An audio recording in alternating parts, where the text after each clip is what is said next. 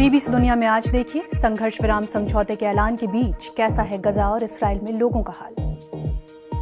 गजा में अब भी इसराइली हमलों में जा रही है फलस्तीनियों की जान। संघर्ष विराम समझौते पर बनी सहमति के बाद से अब तक मारे गए हैं 113 फलस्तीनी, जिनमें बच्चे और महिलाएं भी हैं शामिल। स्वागत है आपका बीबीसी दुनिया में, मैं हूं प्रेरणा। गजा में मदद के लिए तरसते लोगों की भी होगी बात कवर स्टोरी में, लेकिन पहले हेडलाइंस। पाकिस्तान के पूर्व प्रधानमंत्री इमरान खान को 19 करोड़ पाउंड से जुड़े अल कादिर ट्रस्ट मामले में 14 साल जेल की सजा, तो पत्नी बुशरा बीवी को भी 7 साल कैद। अकाउंटेबिलिटी कोर्ट ने सरकार को अल कादिर ट्रस्ट को नियंत्रण में लेने के लिए दिए आदेश। लॉस एंजलिस के मौसम में सुधार, लेकिन फायर फाइटर्स अब भी आग बुझाने में कर रहे हैं मशक्कत। लॉस एंजलिस में लगी आग की पूरी कहानी जानेंगे खास रिपोर्ट में। रूस की एक अदालत ने दिवंगत विपक्षी नेता अलेक्सी नवेल्नी के 3 वकीलों को सुनाई जेल की सजा। कोर्ट ने कहा तीनों के एक चरमपंथी संगठन से जुड़े हैं तार। यूलिया नवेल्नी ने इसे राजनीतिक मुकदमा बताते हुए की निंदा। कतर और अमेरिका की कोशिशों से हमास और इसराइल के बीच संघर्ष विराम का समझौता हुआ। गजा में लोगों ने राहत की सांस ली, लेकिन इसराइली हमले नहीं रुके। दूसरी तरफ इसराइल में भी लोगों के इस समझौते पर मिली जुली प्रतिक्रिया आई। कुछ खुश हैं और कुछ इसे एक हार की तरह देख रहे हैं। दोनों ही तरफ कैसा है हाल, देखिए आज कवर स्टोरी में।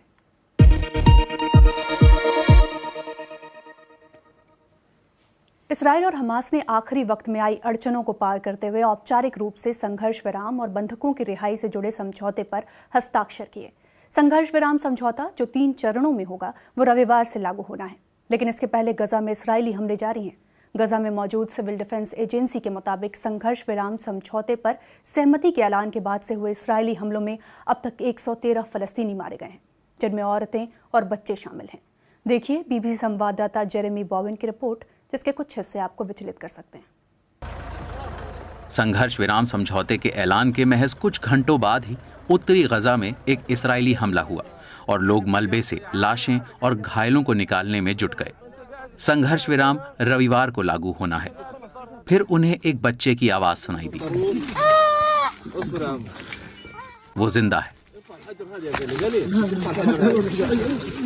उसने मदद के लिए हाथ हिलाया। बच्चे का नाम है असद फाद अल खलीफा। हमें बताया गया कि इसके माँ बाप, बहन और कुछ और रिश्तेदारों की हमले में मौत हो गई। असद 3 साल का है और उसका मुंह मिट्टी और कंकड़ से भरा हुआ है। वो खुद उसे निकालने की कोशिश कर रहा था। हम वेस्ट बैंक के नाबलस गए, कब्जे वाले फलस्तीनी इलाकों के दूसरे छोर पर, वहां का माहौल जानने। नाबलस एक फलस्तीनी शहर है जो ऐतिहासिक रूप से इसराइली कब्जे का विरोध करते आया है। ये खिलौने वाली बंदूक है और ये असली बंदूक का इस्तेमाल कर इसराइलियों से लड़ने वाले उन लोगों के चेहरे हैं जिनकी लड़ते हुए मौत हो गई। कुछ लायंस डेन नाम के मिलिशिया से हैं, यहाँ के बाशिंदों के लिए शहीद, पर इसराइल की नज़र में आतंकवादी। अमा यहाँ स्वीट कॉर्न बेचते हैं। शांति मुश्किल है क्योंकि बात फिर मजहब पर आ जाती है, पर हम चाहेंगे कि बमबारी खत्म हो और वो गजा से चले जाएं, कैदी आज़ाद हों और हर कोई अपने घर, अपने परिवार के पास लौट जाए, क्योंकि उन्होंने इस जंग में बहुत कुछ झेला है। ऊपर वाला उनकी मदद करे। अपने स्टॉल पर बैठी अमीना चाहती हैं कि संघर्ष विराम बस किसी तरह काम कर जाए। जंग का हम पर आर्थिक और मानसिक दोनों ही तौर पर काफी असर हुआ है। खासकर हम महिलाएं इससे बहुत प्रभावित हुईं। हम बच्चों को मरते हुए देख रहे हैं। काश हम उनकी मदद कर पाते। अगर युद्ध विराम वाकई हो पाता है तो ये बड़ी उपलब्धि होगी, लेकिन एक सच ये भी है कि इससे फलस्तीनियों और इसराइलियों के बीच का संघर्ष खत्म नहीं होगा। 7 अक्टूबर के हमलों के बाद जो कुछ भी हुआ है, उसने इस टकराव को बद से बदतर बना दिया है। नाबलस के ठीक बाहर यहूदी बस्ती कैडुमीम है, जहां सेटलर मूवमेंट से जुड़े कई नेता रहते हैं। डैनियला वाइस यहाँ पिछले 50 सालों से रह रही हैं। अब वो अपने दक्षिणपंथी कनेक्शंस की लिस्ट खंगालकर संघर्ष विराम समझौते को पलटने की कोशिश में लगी हैं। मेरे लिए आज का दिन बहुत बुरा है। कौन सी सरकार, कौन सा प्रधानमंत्री जिसके पास कॉमन सेंस है, वो इलाका वापस देगा जहां से गजा के हजारों लोगों ने हम पर हमले किए। हमारे देश के हिस्सों पर कब्जा किया। attacked us, ये विश्वासघात है। parts of our country. This is treachery. What does all Israel के लिए इसके क्या मायने हैं? does it add up to? In simple words, इसका आसान सा मतलब है कि अगली जंग के लिए तैयार हो जाओ। cruel. ये बर्बर होगी, खतरनाक होगी और कई जाने जाएंगी। आज इसके यही मायने हैं। Means today. कल संघर्ष विराम का विरोध कर रहे इसराइलियों ने एक नकली जनाजा निकाला। वो चाहते हैं कि प्रधानमंत्री हमास को तबाह करने और सभी बंदियों को रिहा करवाने के अपने वादे को पूरा करें। उनके लिए चरणबद्ध तरीके से कैदियों की अदला बदली को लेकर हमास से बातचीत और गजा से बाहर निकलना एक हार की तरह है। पुलिस ने कुछ गिरफ्तारियां की, वहीं कई इसराइली संघर्ष विराम का समर्थन भी कर रहे हैं। और जो लोग गुस्से में हैं, उनका गुस्सा डोनाल्ड ट्रंप के उस संकल्प से थोड़ा कम हो गया है जिसमें उन्होंने व्हाइट हाउस में जाते ही इस मसले का कूटनीतिक हल निकालने की बात कही थी। पर युद्ध विराम के खतरों को लेकर चेतावनी देते ये ताबूत इस समझौते के समर्थकों के लिए एक इशारा भी है कि शायद इससे जंग खत्म न हो। बीबीसी संवाददाता जेरेमी बोवेन की रिपोर्ट। युद्ध विराम के लागू होने के इंतजार में सैकड़ों ट्रक्स दक्षिणी क्रॉसिंग पर गजा में प्रवेश के इंतजार में खड़े हैं। इन ट्रकों के काफिले में राहत सामग्रियां मौजूद हैं जो गजा में जंग शुरू होने के बाद से कई क्रॉसिंग्स के माध्यम से पहुंचाई जा रही हैं। संयुक्त राष्ट्र के मुताबिक जंग शुरू होने से पहले भी गजा में मानवीय सहायता पहुंचाई जाती थी। रोजाना करीब 500 ट्रक्स इस मदद को लेकर गजा में दाखिल होते थे। इस साल जनवरी की शुरुआत से रोजाना औसतन 51 ट्रकों को गजा में प्रवेश की अनुमति है और सीज फायर लागू होने की सूरत में हर दिन राहत सामग्रियों वाले 600 ट्रकों को गजा में एंट्री की इजाजत मिलेगी। बीबीसी संवाददाता फर्गल कीन ने जॉर्डन से आ रहे एक काफिले के साथ सफर किया जिसे इस्राएली सीमा के पास ही रोक दिया गया था। देखिए उनकी रिपोर्ट। जंग शुरू होने के बाद से मदद लिए हुए ट्रकों की अब तक की सबसे बड़ी खेप जॉर्डन से गजा के लिए रवाना हो चुकी है। जॉर्डन एक ऐसा देश जो कई फलस्तीनियों का घर है। वहां से 60 ट्रकों के 2 काफिले गजा के लिए रवाना हुए हैं। मुस्तफ़ा अल कादरी कह रहे हैं कि हम गजा में अपने भाइयों के लिए खाना, दवाइयां ले जा रहे हैं। ये एक अच्छी पहल है और हम इस ऑपरेशन का हिस्सा बनकर खुश हैं। इस काफिले में इस्राएली सीमा तक जा सकते हैं क्योंकि इस्राएल ने गजा में किसी भी विदेशी मीडिया के दाखिल होने पर और उसके रिपोर्टिंग करने पर पाबंदी लगा रखी है। लेकिन गजा में रहने वाले हमारे बीबीसी सहयोगी हर दिन वहां की तस्वीरें दर्ज कर रहे हैं, उस दिन की भी जिस दिन युद्ध विराम समझौते की घोषणा हुई।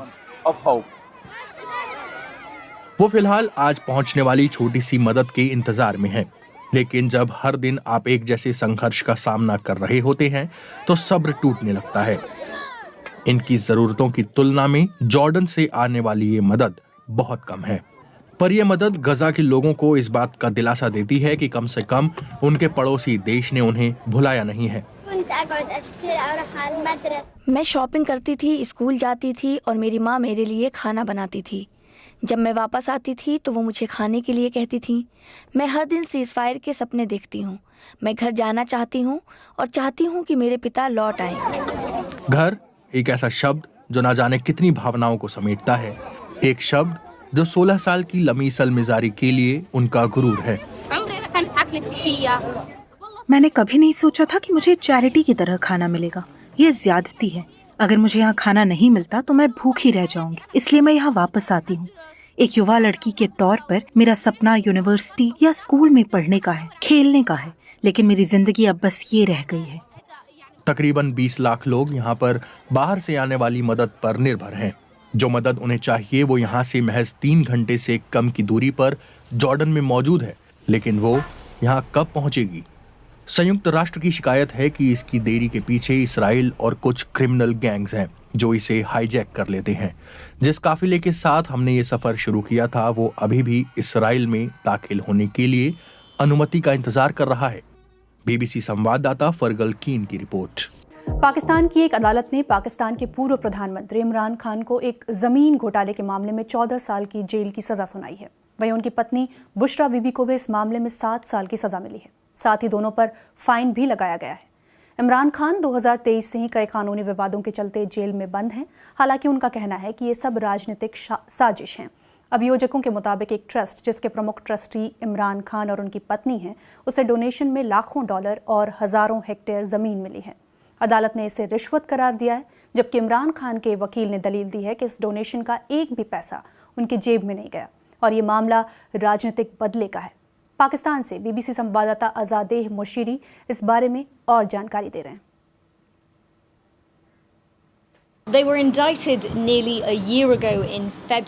पाकिस्तान में चुनाव के कुछ वक्त बाद ही लगभग 1 साल पहले फरवरी में ही उन पर ये आरोप तय कर दिए गए थे और तब से अब तक 3 बार टलने के बाद अब जाकर ये फैसला आया है। अभियोजकों का आरोप है कि हजारों हेक्टेयर जमीन अल कादरी ट्रस्ट को दान में दी गई थी, एक ऐसी संस्था जिसके सिर्फ 2 मुख्य ट्रस्टी हैं, इमरान खान और बुशरा बीबी। अब अदालत ने अपने फैसले में इसे रिश्वत करार दिया है, जिसके बदले इमरान खान ने पाकिस्तान के एक बड़े बिजनेस टाइकून मलिक रियाज की सुप्रीम कोर्ट को जुर्माना भरने के एक मामले में मदद की थी। पर ये सब कैसे हुआ होगा? दरअसल ब्रिटेन की नेशनल क्राइम एजेंसी ने मलिक रियाज के करीब $230 मिलियन के फंड्स को फ्रीज कर दिया था। उन्हें इसमें मनी लॉन्ड्रिंग का शक था। सरकार लंबे समय से ये तर्क दे रही है कि ये पैसा पाकिस्तान के खजाने में जाना चाहिए था, लेकिन इसके बजाय इसे मलिक रियाज की कंपनी के जुर्माने को निपटाने के लिए इस्तेमाल किया गया। पर इमरान खान के वकीलों का कहना है कि इस रकम से 1 रुपया भी इमरान खान की जेब में नहीं गया है और ये पूरा मामला राजनीति से प्रेरित है। अब बात अमेरिका के कैलिफोर्निया की, जहां अग्निशमन दल अभी भी जंगलों में लगी आग को बुझाने में जुटा है। दक्षिणी कैलिफोर्निया में मौसम में आए सुधार के कारण अग्निशमन कर्मियों को थोड़ी राहत मिली है। आग को लगे 1 हफ्ते से ज्यादा वक्त हो गया है। इसमें कई लोगों के आलीशान घर तबाह हो गए और 25 लोगों की मौत हो चुकी है। लेकिन यह आग इतनी फैली कैसे? देखिए अमेरिका के जंगलों में फैली आग की पूरी कहानी बीबीसी संवाददाता क्लाइव मायरे की इस रिपोर्ट में।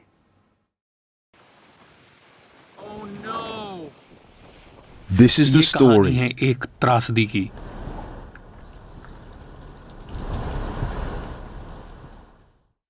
रोज की तरह ही ये दक्षिणी कैलिफोर्निया का एक आम दिन था जो पल भर में बदल गया। मैं अपने कुत्ते के साथ सोफे पर बैठा था। फिर चेरिल घर में आई और कहा, Hey babe, I need you to come out here right now. We have a very big problem. What? Cheryl ने जैसे ही अपने घर के पास एक घाटी में आग देखी, उन्होंने अपने पति को बताया। तेज हवाओं से तबाही का खतरा बढ़ गया था। फिर इनके डोरबेल के पास लगे कैमरे ने ये तस्वीर कैद की। हमने बात की कि वो कौन सी चीजें हैं जिन्हें हम छोड़ सकते हैं, क्योंकि हमें जल्द से जल्द यहाँ से निकलना था। अब ये बात बहुत तेजी से फैल रही है कि घाटी से आग घरों की ओर बढ़ रही है। पड़ोसियों ने शोर मचाते हुए दरवाजे पीटने शुरू कर दिए। उस समय डेविड स्टोवर डिनर कर रहे थे। हम बाहर आए और हम यहाँ से आग देख सकते थे।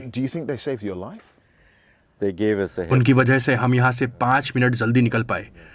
इससे बहुत फर्क पड़ गया। Please God, save us, save our house. बचने के लिए इतना समय काफी था। जेफरी और चेरिल के घर से निकलने के कुछ ही मिनटों बाद आग ने विकराल रूप ले लिया। ईटन आग लॉस एंजलिस को तबाह करने वाली सबसे बड़ी आग में से एक बन गई। सिर्फ ईटन ही नहीं जल रहा था, कई जगह आग लगी हुई थी और अधिकारियों को इन्हें बुझाने में संघर्ष करना पड़ रहा था। तभी राहत मिली। जिन तूफानी हवाओं ने आग को भड़काया था वो कुछ देर के लिए रुक गई, जिसके बाद प्लेन से आग बुझाने का काम शुरू किया गया। आग को बुझाने के लिए एक एरियल आर्मडा विमान की मदद ली गई। इस दौरान आग बुझाने के लिए पिंक रंग के पदार्थ का इस्तेमाल किया गया ताकि ये पता लग सके कि वो किस जगह गिर रहा है। ये ऑपरेशन दिन रात चल रहा था। रात के वक्त आग पर काबू पाने के लिए प्लेन को नीचे किया जा रहा था। वहीं नीचे हजारों लोग अपने आसपास आग बुझाने की कोशिश कर रहे थे।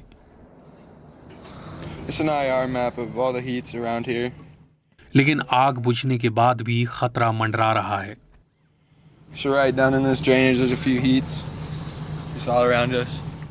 फायर फाइटर्स की ये टीम उन जगहों की तलाश करती है जो बहुत गर्म हैं।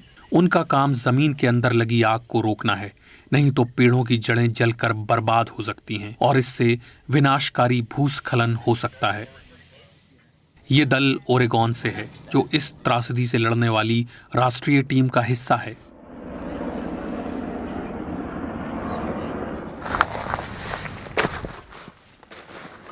हर ओर अपने घरों को खोने का गम महसूस किया जा सकता है। घर और दुकानें पूरी तरह से तबाह हो चुके हैं। यहाँ सब कुछ बर्बाद हो चुका है। लोग सदमे में हैं। मेरे पीछे वाला घर जल रहा था, दाईं ओर वाला घर भी जल रहा था, बाईं ओर वाला घर भी जल रहा था। माइकल एक लेखक हैं। जब पानी खत्म हो गया तो घर को बचाने के लिए उन्होंने कोई और तरकीब निकाली। आप उस वक्त कुछ सोच नहीं पाते, लेकिन आपको खुद ब खुद चीजें सूझने लगती हैं। मैंने पेशाब की और आपको पता है, इससे मैंने एक छोटी सी आग बुझा दी। उनके घर के किनारों पर लगी आग बुझ गई। इनकी किस्मत अच्छी थी, लेकिन सभी इनकी तरह नहीं थे। अमेरिका के लोग ऐसी त्रासदी से बचने के लिए कैसी तैयारी कर सकते हैं? ये ऐसा सवाल है जिसका जवाब हम सभी को ढूंढना चाहिए। ये हमारे लिए दुनिया की सबसे खूबसूरत जगहों में से एक है और अब ये सब खत्म हो चुका है। बीबीसी संवाददाता क्लाइव मायरी की रिपोर्ट। और अब एक ऐसी महिला की कहानी जिनका बचपन से ही सपना था कि वो प्रोफेशनल डांसर बने, पर फिर एक दिन एक हादसे ने उनकी पूरी जिंदगी बदल कर रख दी, जिसके बाद से वो अपने पैरों पर खड़ी तक नहीं हो सकती थी। पर फिर क्लेयर बूथ ने दोबारा टैप डांस करने की ठानी, इस बार अपनी व्हीलचेयर और हाथों की मदद से। बीबीसी संवाददाता मॉली ब्रूअर उनसे मिलने पहुंची। देखिए उनकी रिपोर्ट।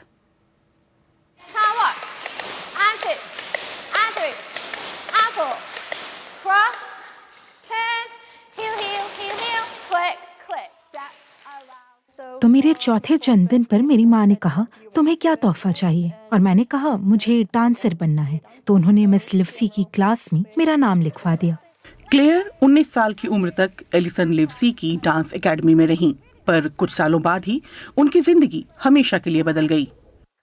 क्लेयर को नशे में धुत एक ड्राइवर ने टक्कर मार दी और तब से वो पैरों पर खड़ी नहीं हो सकती। हर किसी की जिंदगी में परेशानियां आती हैं, सब किसी न किसी चुनौती से जूझते हैं। तो मेरी जिंदगी बस ऐसी रही। मुझे एंजाइटी डिसऑर्डर है, कई मानसिक परेशानियां हैं, इतना कुछ है जिससे लगता है कि घर पर ही रहूं, बाहर ना जाऊं। पर मुझे लगता है इस जरिए मैं अपने कंफर्ट जोन से निकल पाती हूं, भले थोड़ा बहुत। क्लेयर ने 38 साल की उम्र में इसी साल दोबारा डांस क्लास ज्वाइन की।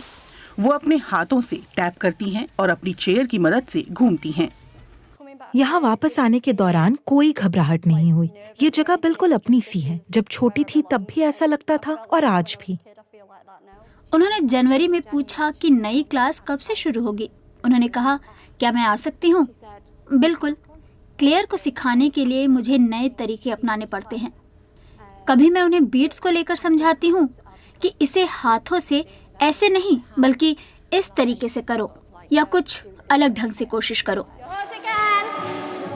डांस की ओर लौटकर क्लेयर में फिर एक उम्मीद जगी है। वो चाहती हैं कि भविष्य में खुद की एक ऐसी ही क्लास शुरू करें।